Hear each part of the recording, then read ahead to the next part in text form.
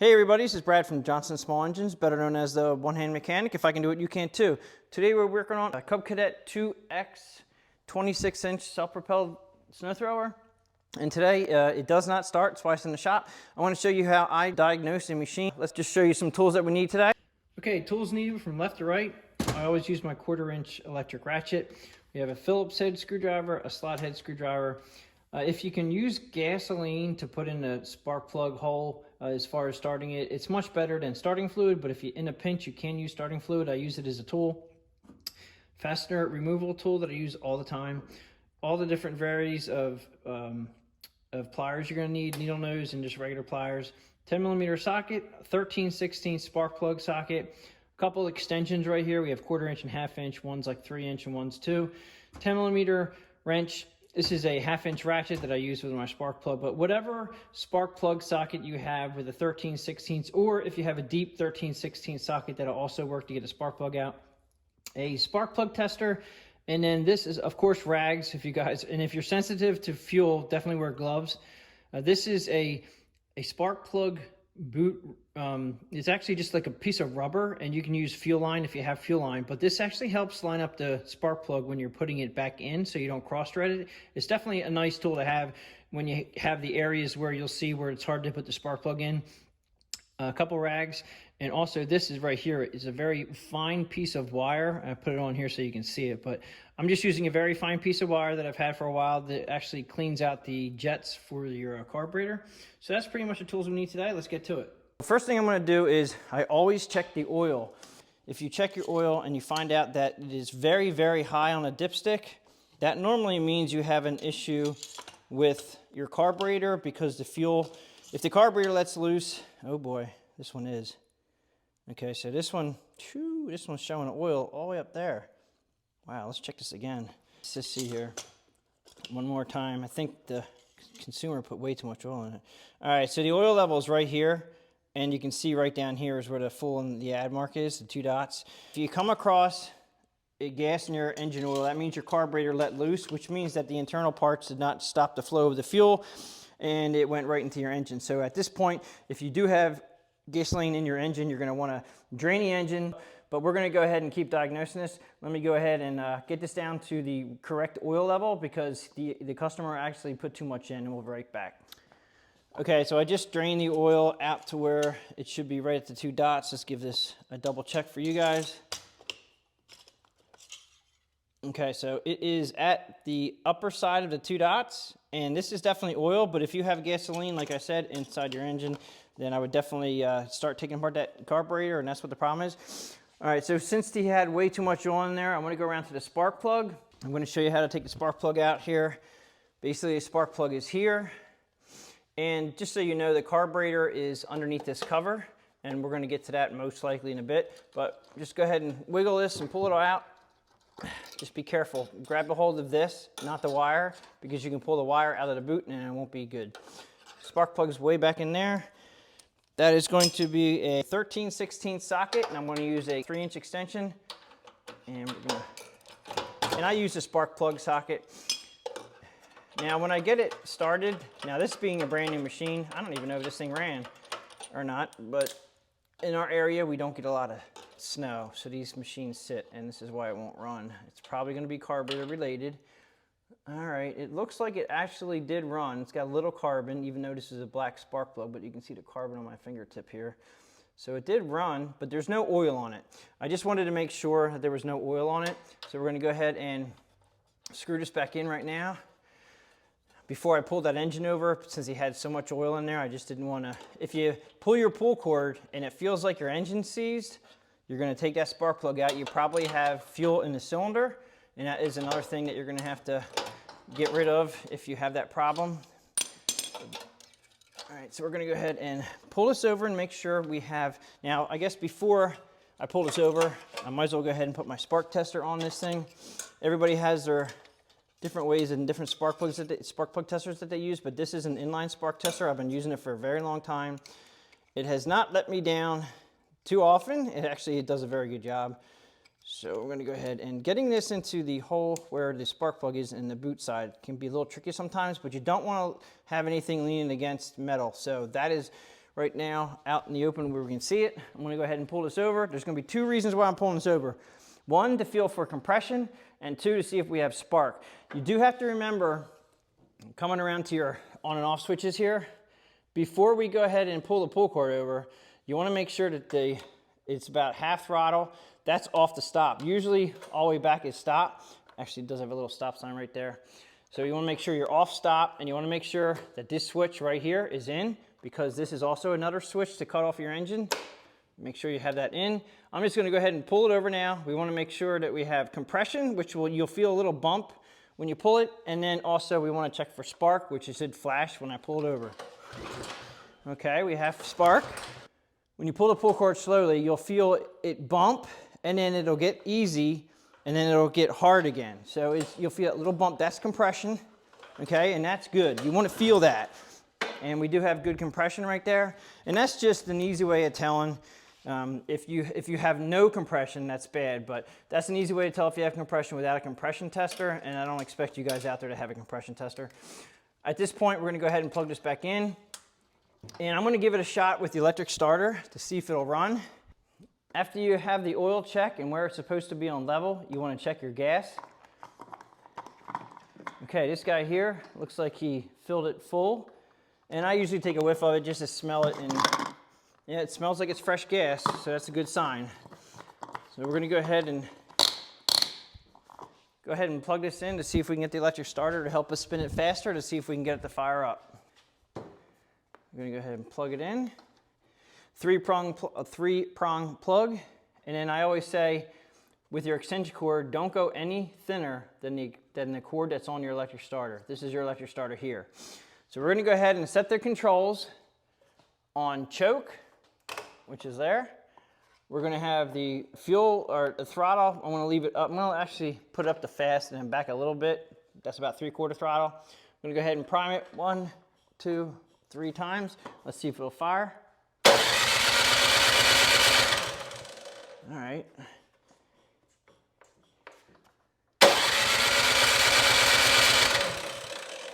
Now I'm just gonna take it off a choke and try it just to see if possibly it's flooded. Okay, at this point it's not starting, so the next step you would want to is drain the carburetor bowl. And I'm gonna go around to the carburetor and show you how to do that. Okay, so the carburetor controls are here, and the carburetor is under here. And right above this tire is a bolt that we can take out to drain the carburetor. That is why it's there. The bolt on the bottom of the carburetor, don't touch that, not until we need to. Okay, so this one here is designed to be able to drain it. I'm gonna try to put something to catch the fuel. So it's a 10mm wrench, and I'm just gonna go ahead and try to drain this in the bowl so we can take a look at it. Okay, so I'm just gonna unscrew this, and we're gonna drain the fuel. Hopefully something comes out. Usually it's dripping by now. You might have a problem with it. Oh, there it goes. No, it smells okay. Actually, it smells like water. Oh, yeah. It's a little bit sour. It smells like fuel stabilizer.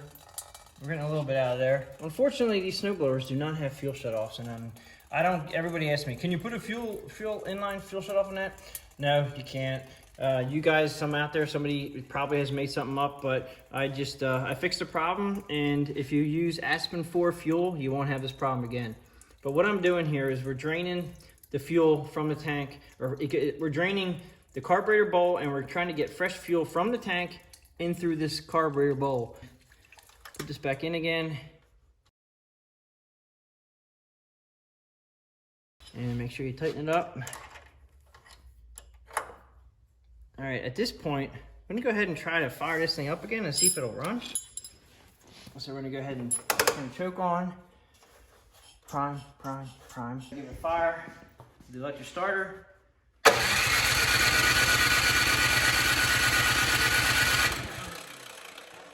nothing. At this point, what I do, just to confirm that it is a carburetor problem, is you're gonna take the spark plug back out. Now this tool right here is a very nice tool. It's like if you have a piece of fuel line, this is a spark plug installer, and it helps not cross thread the spark plugs when you're installing them. And I use it to uninstall spark plugs too. It just makes it easier than using the ratchet. Looking at here right now is that there is absolutely no fuel that has gotten to the spark plug through that carburetor. This is the safe way of doing it. You're basically using a container that I put gasoline in, and you squirt it down the hole of the spark plug. And then you're gonna put your spark plug back in. Now, if there's a carburetor problem, by squirting fuel into the throat of the engine, right where the spark plug is, this should fire up and run. As long as you have compression, which we checked. All right, I'm gonna put this back on. Let's give it another shot.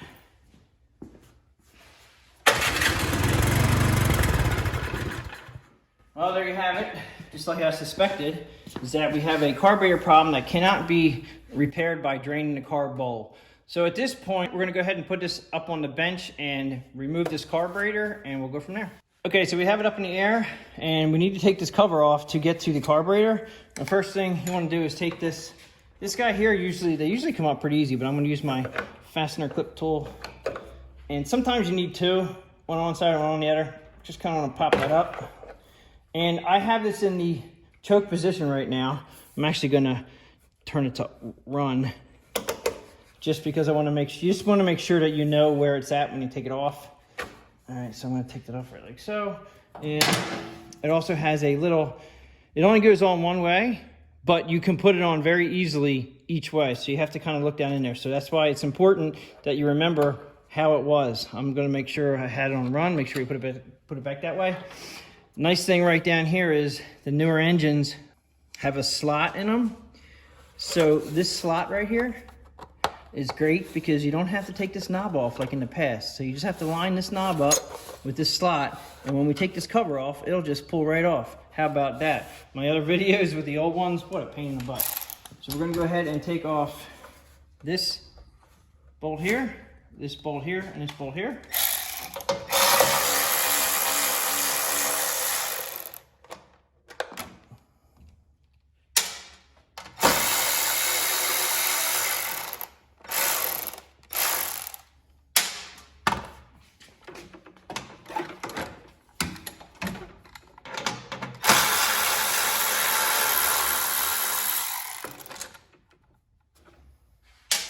Get the one on top out.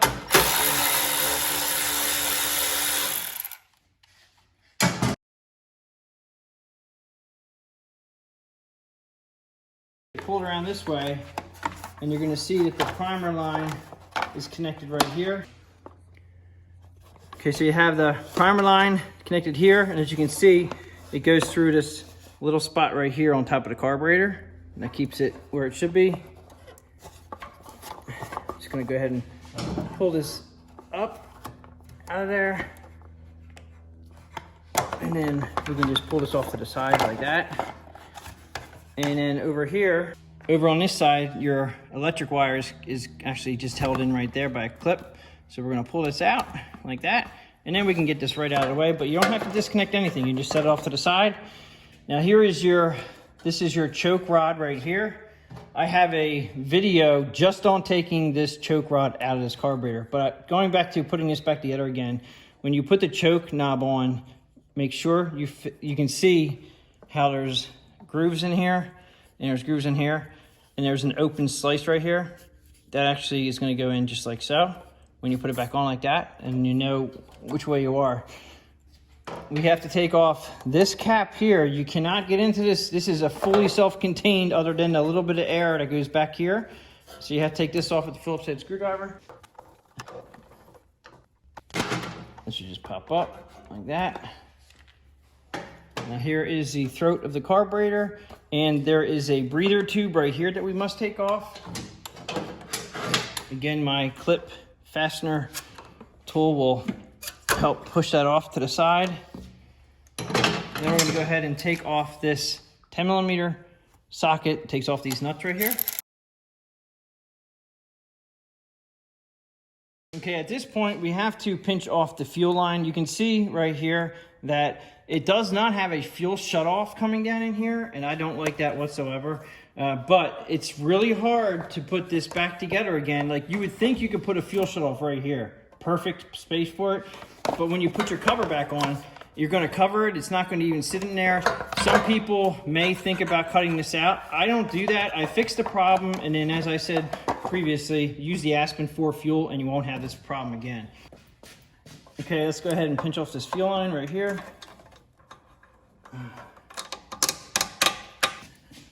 Okay, so we're going to take this off. Now you're going to have fuel that's going to drip down here, so be careful. Just like that. And I'm going to try to put this up out of the way. And we did flush the carburetor, so we don't have to worry about flushing. We know that fuel coming out of there is good now. All right. This is important here, is that they make it pretty easy to see this. This spring right here has to come out. And we are in the slow. I usually put the throttle back in slow position so there's not a whole lot of spring tension. But that spring has to come out. Just use a small pair of needle nose pliers and pull it up. Try not to bend it. And then this will not come out until the carburetor is actually pulled out. Now, since we took the two nuts off the carburetor end here, I'm going to go ahead and take this cap off. This is a plastic cap that covers the carburetor. And there are gaskets on them. This one here looks like it's not seen any use at all. The gasket looks pretty decent. Now, I'm also take off right here. This is the primer line. And you want to make sure that you're very careful taking this off, because there is this is a plastic 90-degree elbow right here. And that's not working too well, so I'm going to try to push it up with my clip tool. Just have to be careful you don't break that. Okay, so that right there is plastic. Just be careful you don't break that.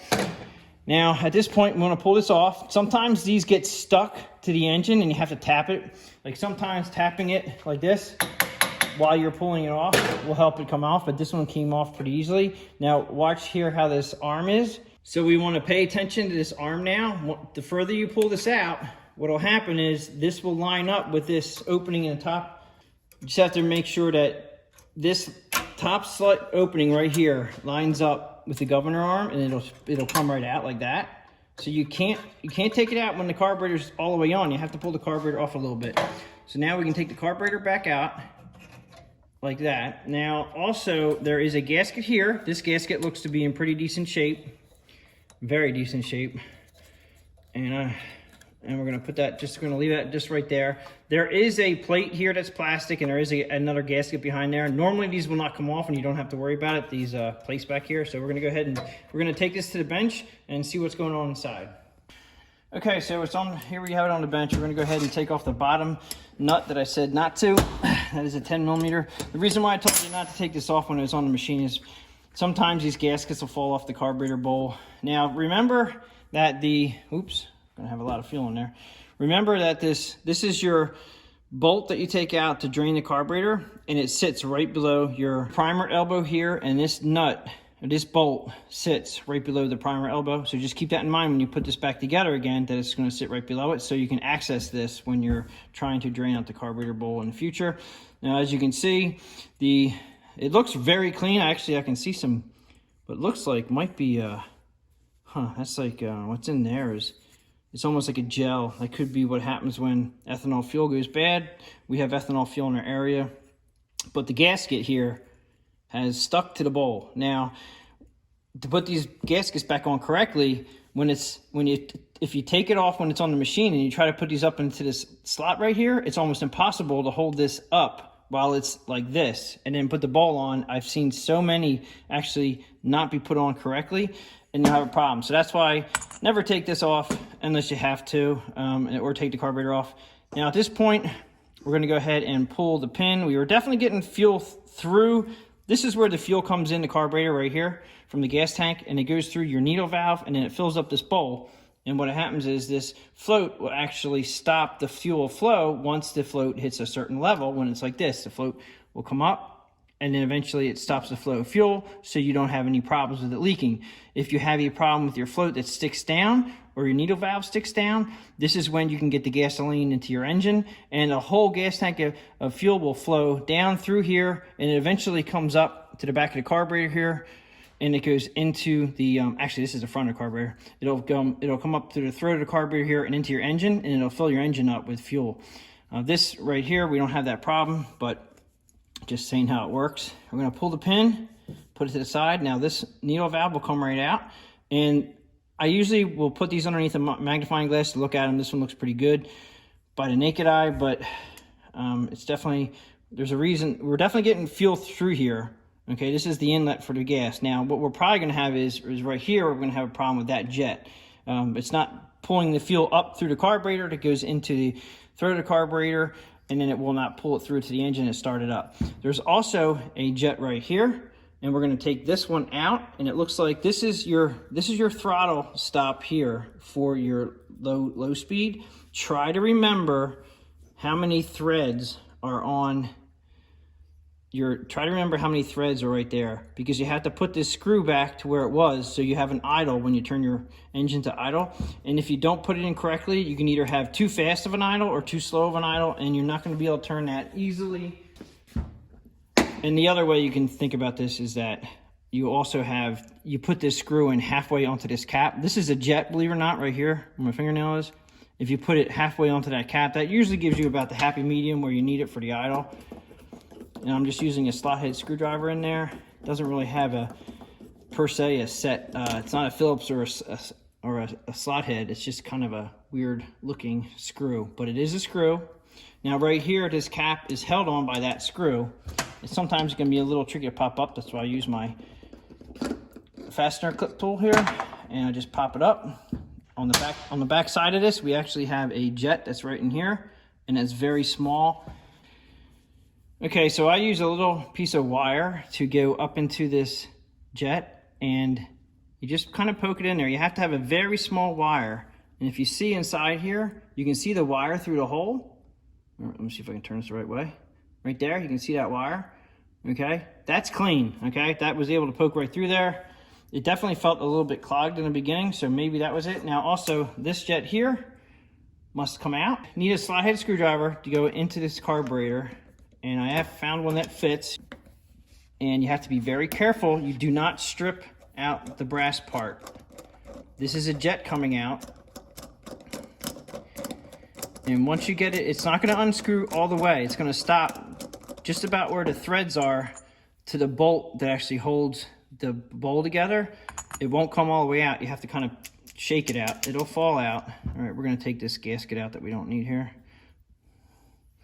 And as you can see, it's starting to come out. It should just pop down. So, okay, so here's a jet.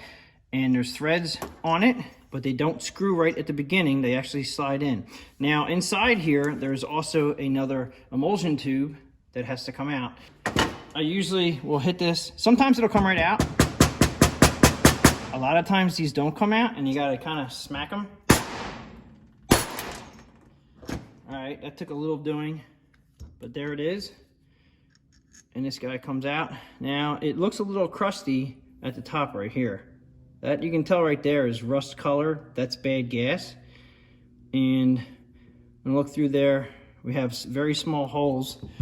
This is the one that is important. This jet here looks clogged. All right, I can't see any light through that. Okay, so what I want to do is we're going to go ahead and we're going to poke this wire through. Oh, I just saw what came out the back side of that. So that little teeny piece of dirt that you see right there, that came through this. That is why this machine won't run. And you wonder what a little teeny piece of dirt will do. That's it. That's what came out of this jet. Gonna go ahead and you might be able to see daylight through there, maybe not. You can see daylight through there now. I'm gonna go ahead and I'm gonna blow both of these out with the air, and also I'm gonna blow this one out with air. And if you don't have air, you can spray some carburetor cleaner through there and just let it dry, air dry. But I'm gonna go ahead and blow this out. We'll be right back. Okay, so I just blew these out, and I also, as you can see, it's a little bit cleaner on the end here where there was actually crap from the fuel. That was just going bad. Little teeny bit right here is like a little rust color. I used gum cutter, and then I blew this out again. And also I put a little gum cutter in here. And again, you can see the daylight through that hole, which is really nice. Actually, yeah. Let's show that here. A little bit of crud that you saw can do it. All right, so when you put this back together again, This is how I remember which way the tube goes in. This tube only goes in one way. All right, so you have a nice big flat spot on this side, and then you have, it's not so nice flat on that side. Just remember, the flat side goes against the bottom of your jet. All right, so you're gonna put this in, the flat side facing the jet. So it's right here, and you're just gonna kinda just shake it in, and it's gonna go all the way up inside there. And then you're gonna go ahead and put your flat spot. And of course, you have the screw end, you have the slot head part on the outside, so you have to put this in just like so. And again, it does not start threading at the end of the carburetor at the end here. You actually have to put it in, push it in like that. And then just be careful, just to snug it up. There's no reason to make it extremely tight. It's brass, it will seat just fine. When you feel it stop, I just go a little bit more and I'm done. So that's in all the way. I'm gonna go ahead and put these gasket back on again. All right, now if you guys, before I do this, if you guys need to replace this carburetor and you need to know how to take this off, I have a video on that. It's a 2-minute video. I'll put it in the link in the description below, but basically you just pull this out of there, get your new carburetor, throw this back in again, and push this in. Somebody actually asked me about how to get this out of here. It's easier just to take the whole thing out at once than it is to take this out of here. There's no need, unless you're getting a new carburetor and it comes with this. And if it does come with this, you can just take the other one out and just put the whole rod in. So that's another video that I showed you how to do it. I'll put it in the link in the description below. We're gonna go ahead and put this. Okay, so the gasket for the bowl will go in like this. And it has to go inside the recess right there. And let me just show it to you before. You can see a little recess right here. It sits in perfectly. And if they're a little bit snug, you can stretch them a little bit, but be careful, don't break them. All right, then we're gonna put our needle valve in, which I did look a magnifying glass, and it is in very good condition. We also, since we blew out the carburetor, we blew out the needle valve seat. I'm gonna go ahead and slide that back in, just like this. And then your push pin will slide in, I think, pretty much both sides. And you have to line it up, and then just like so, like that. And this is an automatic leveler, so you don't have to worry. It's a spring-loaded needle valve, which is really nice. You don't have to worry about the level of the float.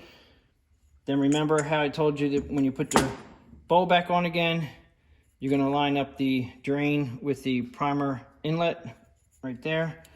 I'm gonna go ahead and tighten this up. Make sure they are tight. I've had people complain that they were leaking after they tighten this up. Make sure it's very tight. You can tighten this up really, it's not brass. So that's nice and tight. The other jet right here, it only goes in, it goes in 2 different ways. You can put in the flats, there's a flat side on both sides of this, which in turn will go, there's a flat spot here. You can't mess it up. Only the flat spot goes in. And you do have to remember that this right now is not in all the way. There's a little gap right here. And that little gap, you actually have to push this down in so that gap is not there. All right, if you can see that. So that's all the way down. And then you have to pretty much make sure that you're on a straight line when you put this idle screw in. And that actually is not straight, so we want to make sure we're straight. And if you have it screwed into about halfway on your jet right here, I'm going to put it in just a little bit more to make sure that you're sticking out just enough, just a little bit. And I've been doing this a long time, so I get a kind of a feel for where they should be. If your machine idles real high at low idle, then this has to come back out a little bit. And I'm going to leave it just about there. Maybe turn it back a little bit, right like that. All right, so we should be ready to go ahead and put this back on the machine. So let's go ahead and do that now. Okay, here we go, put it back on the machine. We're gonna use this other gasket. I mean, you can get new gaskets if you want. This one's in perfect condition. I'm gonna go ahead and put this on here, like so. Now, before you slide it all the way on, we have to make sure we put that governor arm back on the carburetor.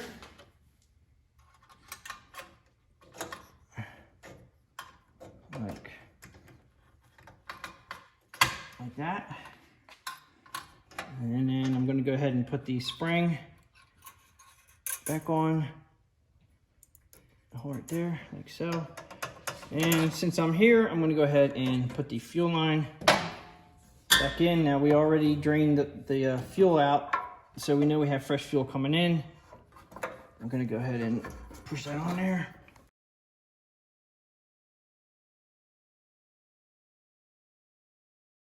I'm gonna go ahead and put the end of the carburetor on with the gasket.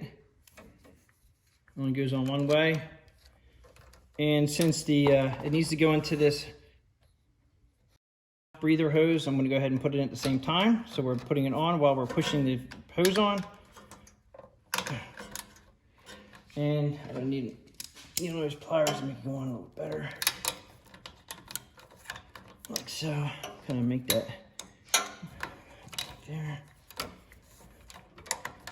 I just noticed that there are bushings. There's a bushing here.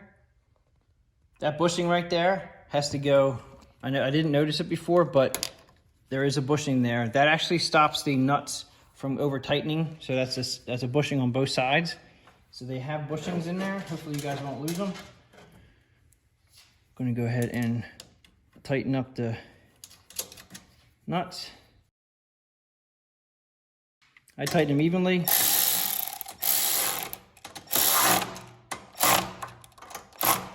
All right, at this point, I'm gonna hook up the primer line just so we can prime it. And then I'm gonna try to run it. All right, I'm gonna go ahead and prime it 1, 2, 3 times. I'm gonna have the throttle all the way up to fast, and then we're gonna back it up to about half to 3/4. I'm gonna go ahead, since it's up on the bench, I'm just gonna go ahead and pull start it. It should fire up and run.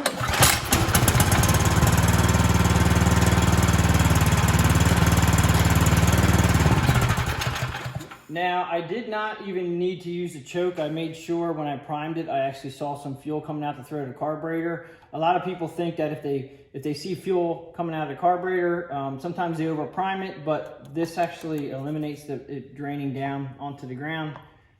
Anyway, you may or may not need to use the choke depending on how warm it is. So let's go ahead and I'll put the choke on now, and we'll go ahead and try to fire it up one time. Half throttle.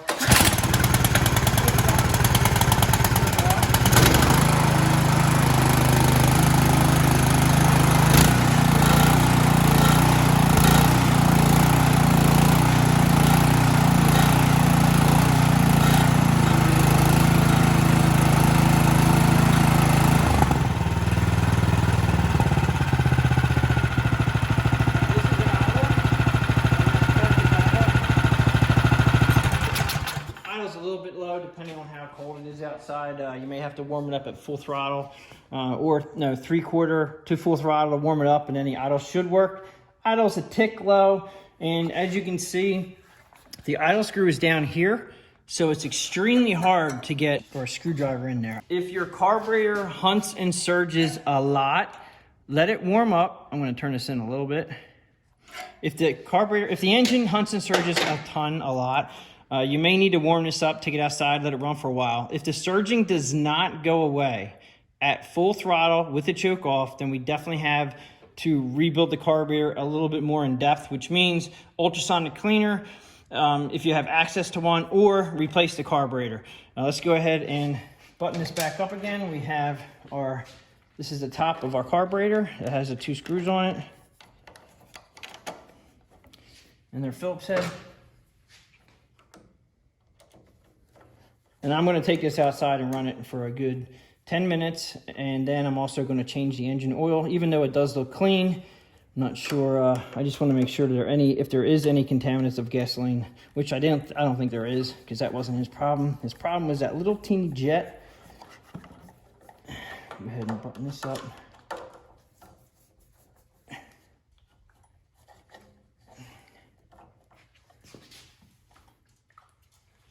All right, I don't like the way this looks right here.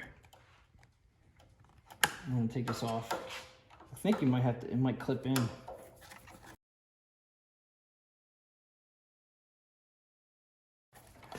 Okay guys, just taking this back off again. I didn't like the way there was a gap between here and here the first time I put it on. So I'm leaning it back a little bit, like towards me, and then putting that in and then leading it forward. So there's a nice closed, it's nice and seamlessly closed. Then I'm gonna go ahead and screw back on again. Okay, now we have to remember that we have the wire coming through right here.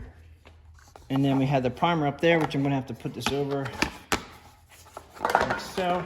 And the primer line right here now is gonna be a little tricky, but I'm gonna have to go and flip it in here.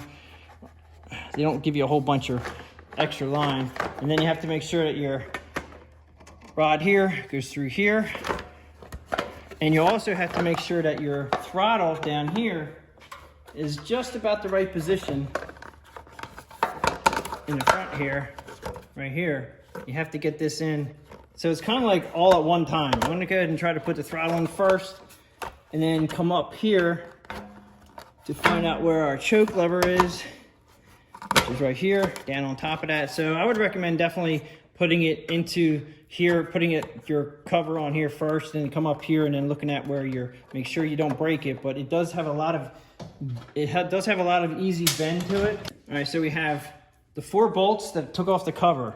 There's 2 that are short and 2 that are long. The 2 short ones go here. And I never tighten them all up until I get all the bolts in. Just a rule of thumb. It just makes it easier.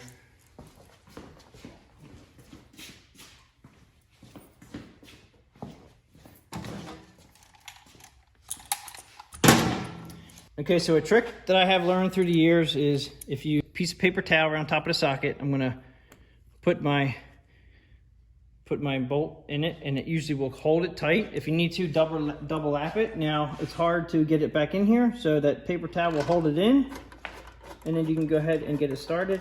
And once it's started, then you just take the paper towel out and you're good to go. Get some down here. Now that we have 4 installed, I'm gonna go ahead and tighten this up. I always put my hand under the carburetor to double check before I button it all back up again and take it off, that it's not leaking anywhere, which it is not. And then your choke knob itself, remember that we did have it on run, which is like that, and it was put back together on run. Click it in, that's choke, that's run. We're gonna go ahead and fire it up one more time, put it on choke. It's set at half throttle right now. I'm not gonna use the primer because you probably don't need it. But the choke is on, give it a pull.